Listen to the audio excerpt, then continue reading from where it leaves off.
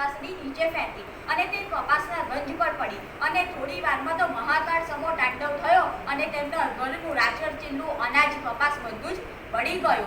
અને આ બાજુ શાસ્ત્રીજી મહારાજ સત્સંગનો લાભ લેવા માટે રઢુની અંદર વધાર્યા હતા. ત્યારે આશાભાઈ, ઈશ્વરભાઈ અને મોતીભાઈ પણ ત્યાં રઢુ ગામે હતા અને કોઈએ એમને રઢુ આવીને કહ્યું કે તમારા ઘરમાં આગ લાગી છે. ત્યારે તેઓ પુરુષોત્તમપુરા પહોંચ્યા અને જોયું તો બધું સ્વાહા થઈ ગયું હતું. બીજે દિવસે મોતીભાઈ શાસ્ત્રીજી મહારાજ પાસે રઢુ આવ્યા. ત્યારે સ્વામીશ્રીએ પૂછ્યું કાંઈ બચ્યું છે?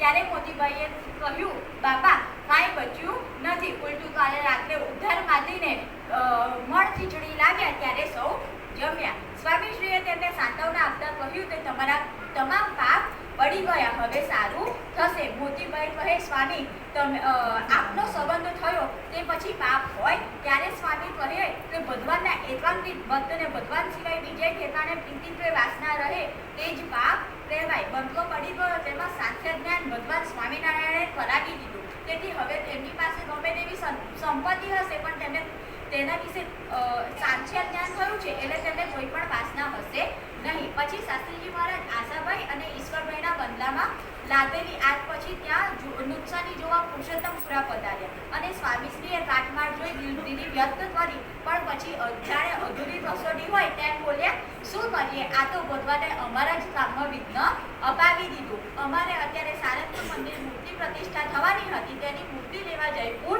જવાનું છે પણ મહારાજે ખરું વિઘ્ન અપાવ્યું. ત્યારે આશાભાઈએ તરત જ મોતીભાઈને કહી સરાફ પાસેથી બની સાથે તેટલી રકમ મંગાવી દીધી અને સ્વામીશ્રીને ચરણે ધરી.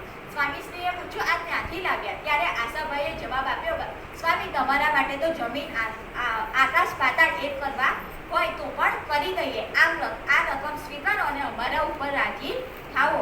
આશાભાઈ રંતીદેવ સમાન ભક્તિ જોઈ શાસ્ત્રીજી મહારાજ અત્યંત રાજી થયા. તેમના મસ્તકે હાથ મૂકી કહ્યું તમે અમને કરોડો રૂપિયા આપ્યા, આવી વિષમ પરિસ્થિતિમાં જ્યાં અન્ન વસ્ત્રનું ઠેકાણું નથી ત્યાં વ્યાજે રકમ લાવીને આપી તે કોઈથી થાય નહીં. એટલે ખરા ભક્તોની ધીરજ જોવા માટે જ ભગવાન અને સંત હંમેશા કસોટી કરતા હોય છે. અહીં પણ ભગવાન સ્વામિનારાયણ લાલજી સુથારની ધીરજને પ્રત્યક્ષે ચકાસી રહ્યા છે.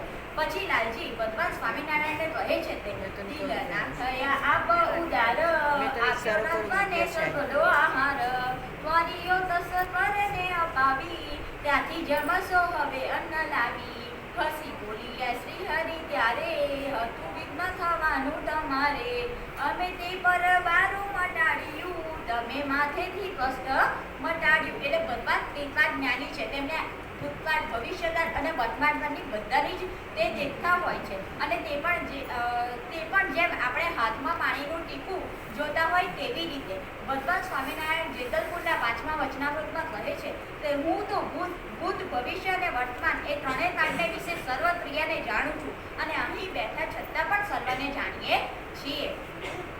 ભગવાન તો ભક્તવત્સલ છે એટલે તેઓ સદાય પોતાના ભક્તોનું ભલું થાય તેવું જ ઈચ્છે છે. એટલે ભગવાન પોતાના ભક્તને જો કોઈ દુઃખ આવવાનું હોય તો તે પોતાના ઐશ્વર્ય પ્રતાપથી પરબારું મટાડી દે છે અને તેની તેટલી વાર આપણને ખબર પણ પડતી નથી અને તેટલી વાર સુધીની દુઃખ હોય એ માટે મટાડે છે. એટલે તે મૃત્યુ થવાનું હોય તો તેની જગ્યાએ સામાન્ય રોગ કે ઈજા પણ મોટી વાત નિવારે છે. એક વાર ભગવાન સ્વામિનારાયણ ચાલીને જતા હતા ત્યારે એક મૂળજી બ્રહ્મચારીના કહેવાથી એ ગાડાવાળા ખેડૂતે ગાડામાં બેસાડ્યા અને બપોરે વડના ઝાડ નીચે તેઓ આરામ કરવા બેઠા. ત્યાંથી એક વાણિયાની જાત જતી હતી તો તેમનો એક ઘરેણાનો ડબ્બો ખોવાઈ ગયો હતો. ત્યારે તેમણે મહારાજને પૂછ્યું તો મહારાજે કીધું આ બળદગાડાવાળા પાસે છે. તો તે લોકોએ બળદગાડાવાળાને બહુ માર્યો પણ તેની પાસે કશું મળ્યું નહીં.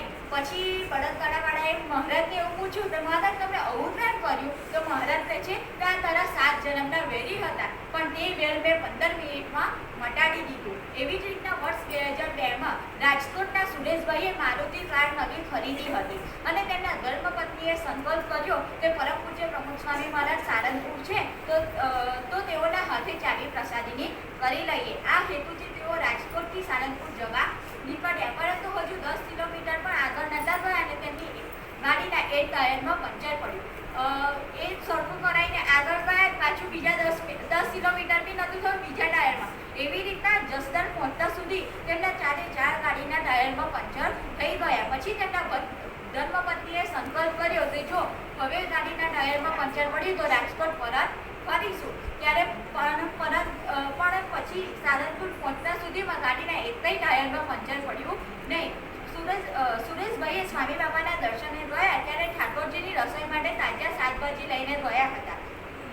તેથી કૃષ્ણ વલ્લભદાસ સ્વામીએ તેમનો પરિચય કરાવ્યો. સુરેશભાઈ શાકભાજી લઈને આવ્યા છે અને આ નવી ગાડીની ચાવી છે તે પ્રસાદીની કરવાની છે. તો સ્વામીશ્રીએ ચાવી પ્રસાદીની કરી આપી, તેમને આશીર્વાદ પણ આપ્યા. પછી સુરેશભાઈએ સારંગપુર આવતા થયેલો બધી જ ઘટના તેમને સ્વામીશ્રીને વર્ણવી અને સ્વામીશ્રીને પૂછ્યું કે આવું કેમ થયું સ્વામી? તો એ કારણ કે હજુ નવી જ ગાડી હતી અને એમણે શોરૂમમાંથી છોડાવી હતી. તો પછી એક જ દિવસમાં ચારેય ટાયરમાં પંચર કઈ રીતે પડી શકે? ત્યારે સ્વામીશ્રીએ તેઓને જણાવતા કહ્યું કે તમે જે રસ્તેથી સારંગપુર આવવાના હતા તે રસ્તે ભયંકર ફ્લાડ ચાલી રહ્યો હતો. એ રસ્તે એવો ભયાનક એક્સિડન્ટ થવાનો હતો તે તમારું મૃત્યુ થવાનું હતું. પરંતુ સ્વામીશ્રીએ અહીં સારંગપુર આવતા પછી પણ તે સારંગપુર બાપાના દર્શન કરવા માટે જતા હતા. તેથી ભગવાન સ્વામિનારાયણે તમારી ગાડીમાં પંચર પાડીને તમને મોડા કરી અને તમારો કાળ ફેરવતા ગયા. એટલે જ ભગવાન હંમેશા પોતાના ભક્તને સુખ થાય તેમ જ છે. ધીરજ